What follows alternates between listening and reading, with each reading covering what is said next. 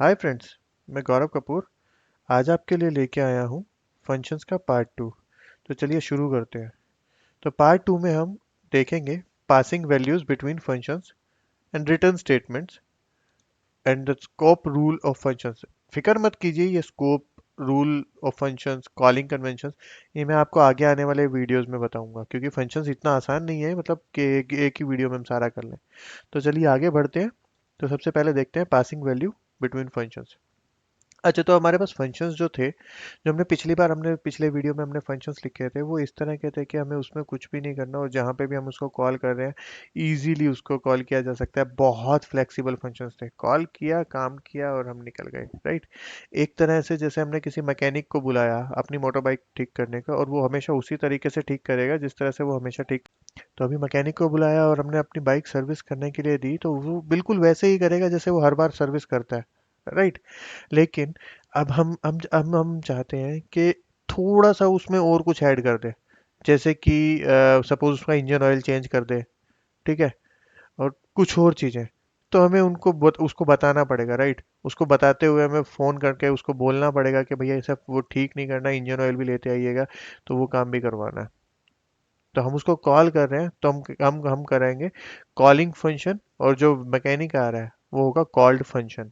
मतलब हमने उसको बुलाया है, तो हमने वी कॉल्ड हिम, तो वो होगा कॉल्ड फंक्शन। हम कर रहे हैं तो हम कॉलिंग फंक्शन होंगे, हम कॉल कर रहे हैं उसे, ठीक है। तो जैसे आप जनरली यूज करते हैं प्रिंट एफ और स्कैन एफ, तो प्रिंट एफ और स्कैन एफ हमारे होते हैं कॉल्ड फंक्शंस, जो कि हम ऑलरेडी यूज करते हैं और उसके अंदर हम आर्ग्यूमेंट्स भी देते हैं। अभी जो हमने पहले वीडियोस में लिखे थे जो फंक्शंस, उसके अंदर हमने कोई आर्ग्यूमेंट्स नहीं दिए थे, राइट। तो वो आते थे, अपना काम करते थे और चले जाते थे। लेकिन प्रिंट एफ और स्कैन एफ करते हुए हम प्रिंट एफ के अंदर एक पूरी स्ट्रिंग लिखते हैं, लाइक हाय, हेलो, हेलो वर्ड वगैरह लिखते हैं, राइट। तो डबल कोट्स में लिखते हैं। तो वो चीज़, और जब स्कैन एफ के अंदर हम कुछ रीड करते हैं और उससे पहले कुछ और एंड कोमा लगा के एंड परसेंट लगाते हैं, तो वो चीज़ आर्ग्यूमेंट्स कहलाती है, ठीक है। तो चलिए आगे बढ़ते हैं, होप इतना समझ में आ गया होगा। तो देखते हैं आगे।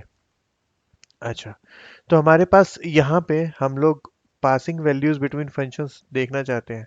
तो अभी हम एक काम करेंगे, एक फंक्शन लिखेंगे और उसके अंदर हम वैल्यूज पास करेंगे from a calling function to a called function. मतलब कॉलिंग फंक्शन हम यहाँ पे रखेंगे मेन, और कॉल्ड फंक्शन रखेंगे जो भी फंक्शन हम बनाएंगे।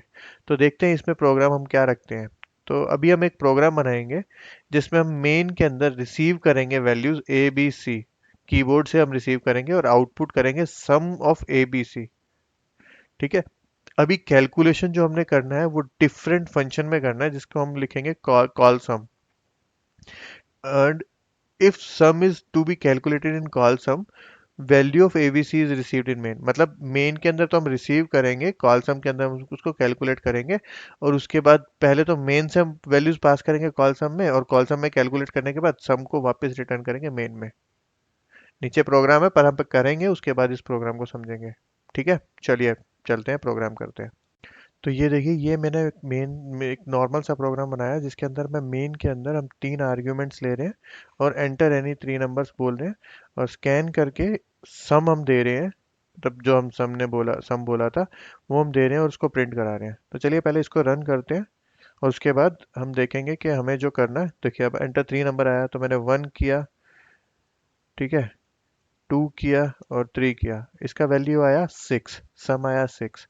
लेकिन जो हमारा प्रॉब्लम था, प्रॉब्लम ने हमें बताया था कि हमें करना है मेन के अंदर, तो हमें इनपुट लेना है जो कि हमने लिया, और डिफरेंट फंक्शन यानी कि कैल सम एक नाम का फंक्शन बनाना है, उसके अंदर हमें इसको कैलकुलेट करना है, ठीक है। तो चलिए आगे बढ़ते हैं, इसको इसको करते हैं। अभी हम सम है, हम यहाँ पे एक नया फंक्शन बनाते हैं सबसे पहले तो, जिसको हम लिखेंगे कैल सम, मतलब कैलकुलेट सम। और हम इसके अंदर, अभी हमारे पास तीन वैल्यूज हैं, राइट। अभी तीन वैल्यूज भी पास कराने पड़ेंगे। तो हम इसके अंदर लिखेंगे x, इसके अंदर लिखेंगे y, इसके अंदर लिखेंगे z, ठीक है। ये हमने इसके अंदर किया और इसको हम करेंगे शुरू।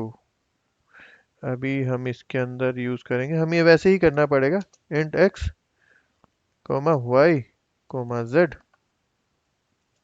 ठीक है। ये तीन वैल्यूज।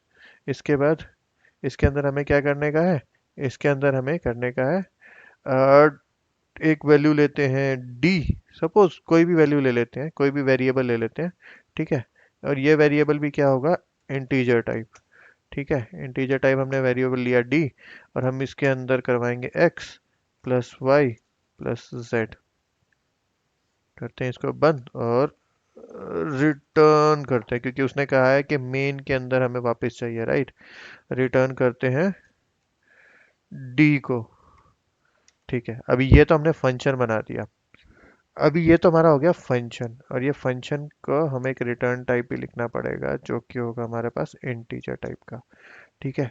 लेकिन अब यहाँ पे कैसे रिसीव करेंगे, यहाँ पे करने के लिए छोटी सी बात है। यहाँ पे करने के लिए जैसे उस फंक्शन को पिछले वीडियो में कॉल किया था, वैसे हम यहाँ पे भी लिखेंगे कैल सम, और इसके अंदर हम जो वैल्यूज दे रहे हैं, हम सपोज हम दे रहे हैं ए, बी और सी, ठीक है। हमने ये तीन वैल्यूज दी, ये तीन वैल्यूज दी, हमने तीन वैल्यूज यहाँ से ली, इसमें पास की, वो यहाँ पे आया, इसने कैलकुलेट किया, इसने रिटर्न किया, सम में डाला, और सम को हमने प्रिंट करा दिया। तो ये तो लिख दिया हमने फंक्शन। चलिए इसको रन और एग्जीक्यूट करते हैं। तो इसने हमसे पूछा तीन नंबर, तो हमने तीन नंबर डाले, 1 2 3, ओके, और एंटर किया तो सम आया 6। अभी हमने क्या किया, अभी यहाँ पे हमारे पास सम की वैल्यू आ रही है, ठीक है। लेकिन यहाँ पे हमारे पास कोई फंक्शन तो लिखा नहीं हुआ, मतलब हमारे पास कोई अर्थमेटिक ऑपरेशन तो लिखा नहीं हुआ, तो क्या हो रहा है। तो हमने पहले, इसने मांगा हमसे तीन नंबर ए बी और सी, हमने ए को 1 दिया, 2 दिया और 3 दिया सी को, ठीक है। इसके बाद हमने कैलसम एक नाम का फंक्शन यूज किया, उस फंक्शन में हमने ये तीनों वेरिएबल्स डाल दिए। वो वेरिएबल्स यहाँ पे आए एक्स वाई जेड। अभी X Y Z integer type का इसने लिया और इसको रिप्लेस कर दिया, यानी कि 1 2 और 3 हो गया। अभी इंट डी हुआ, यानी कि जो हमारा हमने सम करना था वो किया। इसके बाद डी के अंदर हमने एक्स किया, ऐड किया वाई को, फिर जेड को ऐड किया और रिटर्न कर दिया डी को। वो यहाँ पे आया और इसने कैप्चर किया सम में, मेन ने। तो ये तो हमारा हो गया कॉल्ड फंक्शन पूरा का पूरा, और ये हो गया मेन वाला, हो गया हमारा कॉली फंक्शन, ठीक है। होप आपको यहाँ तक समझ में आया होगा। चलिए आगे बढ़ते हैं। तो आगे हमारे पास ये है, तो हमने उसमें अभी देखा कि कॉल किया, हमने कॉल ही दिया, राइट। हमने उसमें ये देखा कि हमने सम में के अंदर ए बी सी डाला था, जो कि हमने मेन से कैप्चर किया था। उसके बाद वो इसके अंदर कैलसम के अंदर गया था, एक्स वाई जेड हुआ था। उसके बाद एक्स वाई जेड को हमने नेम दिया था कि वो इंटीजर टाइप है, राइट। हमने ये सब कुछ किया था। अच्छा, अभी हमने जो आर्ग्यूमेंट्स ए बी सी लिए थे वो क्या चीज़ थी मेन के अंदर, और जो हमने एक्स वाई जेड लिए थे वो क्या थी, ठीक है। तो अभी जो हमारे पास ए बी सी जो हमने लिया था यहाँ पे मेन के अंदर जो लिया था, वो हमारे थे एक्चुअल आर्ग्यूमेंट्स, मतलब जो कि वैल्यू हमने पास की है। और हमने एक वहाँ पे बना दिया, हमने एक मेमोरी, मेमोरी के अंदर हमने ए बी और सी की वैल्यू डाल दी, ठीक है। और अभी ये क्या चीज़ है, ये हो गया formal arguments. Formal arguments in the sense कि हमने उसको सिर्फ वो पास कर दिया उस वैल्यूज, बट रियलिटी में नहीं दिया। अभी अगर आप चाहो, रियलिटी में नहीं दिया, सिर्फ उसकी उसका वो इंडिकेट कर दिया कि ये वाली वैल्यू ये है, ये वाली वैल्यू, मतलब एक तरह से व्हाट वी कॉल फोटोकॉपी उसको दे दी, फॉर्मल आर्ग्यूमेंट्स का मतलब। अभी आप चाहो तो यहाँ पे भी ए बी सी यूज कर सकते हो, जैसे यहाँ पे ए बी सी यूज किया है ना, इंट ए बी सी, यहाँ पे भी ए बी सी यूज कर सकते हो। लेकिन कंपाइलर क्या करेगा कि आपने फंक्शन में कॉल किया तो फॉर्मल आर्ग्यूमेंट्स ही लूंगा मैं, वो इसको रियल आर्ग्यूमेंट की तरह ट्रीट नहीं करेगा, फॉर्मल आर्ग्यूमेंट की तरह ही ट्रीट करेगा। समझ में आया। चलिए आगे बढ़ते हैं, आगे देखते हैं क्या है। तो अभी यहाँ पे हमने दो मेथड बनाए थे, ठीक है। तो यहाँ पे हमारे पास एक प्रोग्राम है कैलसम एक्स वाई जेड, ठीक है। फॉर्मल आर्ग्यूमेंट्स बनाया, अ, हमने यहाँ पे दो आर्ग्यूमेंट्स ली। तो जो फॉर्मल आर्ग्यूमेंट्स थे वो जब हम देते हैं, तो उसको देने के हमारे पास दो तरीके होते हैं। एक तो हमने यूज किया, जैसे हमने ये वाला यूज किया था एक्स वाई जेड, और हमने इंट यूज करके नीचे एक्स वाई जेड लिखा। दिखा देता हूँ आपको दोबारा से, मैंने ये वाला तरीका यूज किया था, राइट। एक तो ये वाला तरीका हो गया, इसको हम कहते हैं के मेथड, केर्निगन मेथड। और दूसरा मेथड होता है रिची मेथड। रिची मेथड क्या है, हमने कैलसम के अंदर इंटीजर एक्स, इंटीजर वाई और इंटीजर जेड ले लिया, ठीक है। इसको एनसाई मेथड भी बोलते हैं, अभी आजकल आज एनसाई मेथड बोलते हैं, कि हम सीधा उसको बता ही रहे हैं, कंपाइलर को हम सीधा बता रहे हैं कि हम इंटीजर टाइप के वेरिएबल्स दे रहे हैं, तो इंटीजर टाइप के वेरिएबल्स ही ले। तो जैसे कि यहाँ पे मैं ये नीचे वाला एक्स वाई जेड की जगह, ये देखो मैं इसको कर देता हूँ कमेंट, सिर्फ इस लाइन को, और यहाँ पे मैं एक नॉर्मल सा ले लेता हूँ, int X, int Y, int Z, और फिर करता हूँ इसको रन। ठीक है, अभी ये देखो, मैं इसको करता हूँ रन, तो यहाँ पे आया, वेट ए सेकेंड, तो ये देखो मैंने इसे रन किया तो आया एंटर एनी थ्री नंबर्स। यहाँ पे मैंने क्या किया, इंट एक्स वाई जेड, और यहाँ पे डी, और ये सब कुछ। ठीक है, अभी मैं 1 2 और 3 डाल रहा हूँ, तो वापस मेरे पास वैल्यू आई 6। यानी कि मैंने जो पहले वाला तरीका अपनाया था, अभी दोबारा से दूसरा तरीका अपनाया। ठीक है, तो ये हमारे पास दो तरीके होते हैं जिनको हम यूज़ कर सकते हैं। चलिए आगे बढ़ते हैं। आप जनरली हम लोग नीचे वाला मेथड ही यूज़ करते हैं, आर मेथड, रिची मेथड। ठीक है, इसको हम आजकल एनसाई भी बोलते हैं ना, तो हम ये भी यही वाला यूज़ करते हैं। अच्छा, अभी जो हमारे पुराने वाले जो हम यूज़ कर रहे थे प्रोग्राम्स, उसके अंदर हम क्लोजिंग ब्रेसेस लगाते थे ऐसे। ठीक है, किसी भी फंक्शन को कॉल करते थे या फिर उसको रिटर्न करते थे तो कॉलिंग ब्रेसेस लगाते थे, सेपरेट रिटर्न जनरली नहीं लिखा करते थे। ठीक है, लेकिन यहाँ पे हमने एक वेरिएबल लिखा है, हमने एक कीवर्ड लिखा है रिटर्न डी। तो ये क्या करता है, अभी रिटर्न डी हमारा ये करता है, जो हमारे पास यहाँ पे जो भी वैल्यू बनी है ना, ये चीज, अभी हमने एलियासेस लिए थे यहाँ पे, यानी कि फोटोकॉपी ली थी, फोटोकॉपी को हमने ऐड किया और हमने इसके अंदर वेरिएबल के अंदर डाल दिया, और इस वेरिएबल को हमने रिटर्न करा दिया। तो वो ये वाला वेरिएबल ये यहाँ पे जाएगा, रिटर्न करेगा, तो क्योंकि रिटर्न करेगा तो अभी सम के अंदर कुछ वैल्यू चली जाएगी, तो ये जो ये वैल्यूज है ना, ये सम के अंदर चली जाएगी। ठीक है, तो ये चीज होती है। अभी रिटर्न जनरली दो चीजें करता है, जो कि ये होता है, देखो, एक तो ट्रांसफर कर देता है कंट्रोल को वापस कॉलिंग प्रोग्राम में, जो कि हमारे में मेन प्रोग्राम था, मेन को हमने वापस रिटर्न किया था। ठीक है, और जो वैल्यू प्रेजेंट होती है पैरेंथेसिस में, मतलब ब्रैकेट्स में जो भी रिटर्न की वैल्यू थी, जैसे यहाँ पे हमारी जो भी वैल्यू थी ना, इसके अंदर जो भी वैल्यू आई थी ऐड करने के बाद, वो इसने रिटर्न करा दी। तो ये दो काम करता है रिटर्न, समझ में आया होगा। ठीक है, आगे देखते हैं हमारे पास कितनी रिटर्न स्टेटमेंट हो सकती है। तो रिटर्न स्टेटमेंट हम कितनी भी लिख सकते हैं, लेकिन वो अलग अलग टाइम पे, क्योंकि रिटर्न स्टेटमेंट एक बार हमने यूज कर ली तो वो वापस चले जाएगा कॉली प्रोग्राम में। तो रिटर्न प्रोग्राम हम अलग अलग लिख सकते हैं, बट हमें ये चीज देखना है कि हमें कहाँ पे चाहिए। ठीक है, जरूरी नहीं है सिर्फ एंड में ही लिखें। जैसे कि ये वाला एक छोटा सा मैंने प्रोग्राम बनाया, फंक्शन बनाया कैरेक्टर सी एच।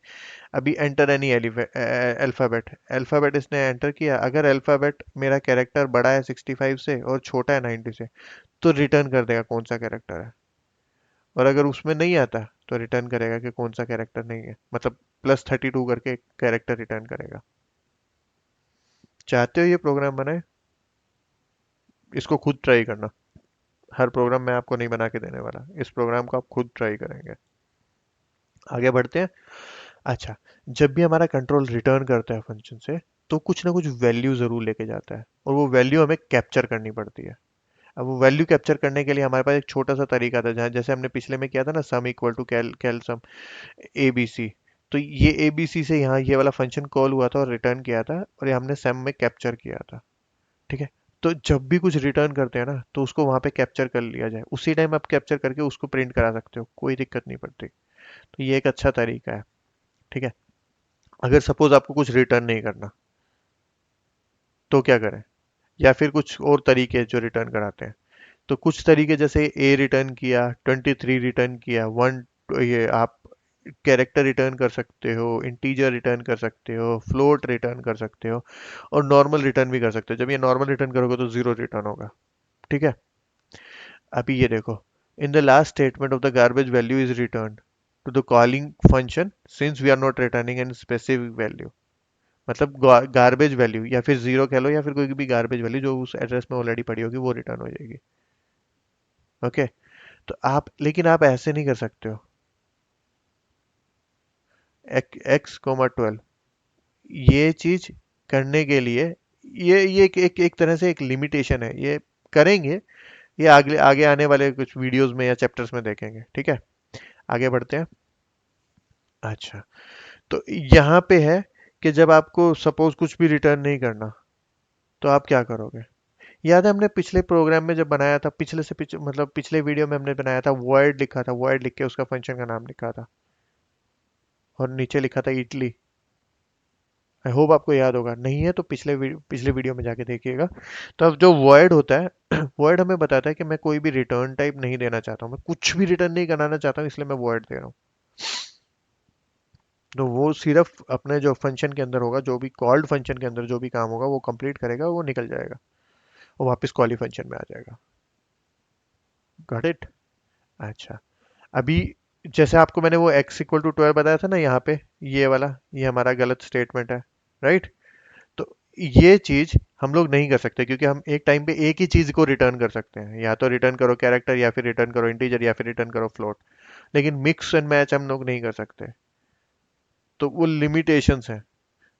जब हम अब आगे पढ़ेंगे पॉइंटर्स, तो उस टाइम पे डिस्कस करेंगे, ठीक है, कि लिमिटेशंस क्या है, कैसे होगी, क्यों होगी। ठीक है, अभी चलो एक चीज देखते हैं। If the value of a formal argument is changed in the called function, मतलब जो हमने कॉल कॉल कॉल किया था फंक्शन को, हमने एबीसी लिया था, उसको वो वैल्यू हमारी चेंज हो गई, तो क्या वो फंक्शन जब रिटर्न करेगा, सपोज हमने चेंज कर दिया, उल्टी वैल्यूज कर दी, तो जब वो रिटर्न करेगा तो क्या वो वैल्यू सेम होंगी? यहाँ पे एक छोटा सा प्रोग्राम है, पहले इसको करके देखते हैं, उसके बाद देखते हैं, ठीक है। तो यहाँ पे देखो, यहाँ पे मेरे पास है एक मेन फंक्शन के अंदर मैंने इंट a = 30 डाला। फिर मैंने एक फंक्शन लिखा, फंक्शन जिसके अंदर मैंने a को पास करवाया, मतलब जो ये वाला फंक्शन है ना, ये जो ये वाला फंक्शन है, इसके अंदर मैंने a को पास करवाया, जो कि वैल्यू थी मेरी 30। ठीक है, अब यहाँ पे 30 आया, यहाँ पे ये प्रिंट करेगा, ये इसने इसने वैल्यू चेंज कर दी 60।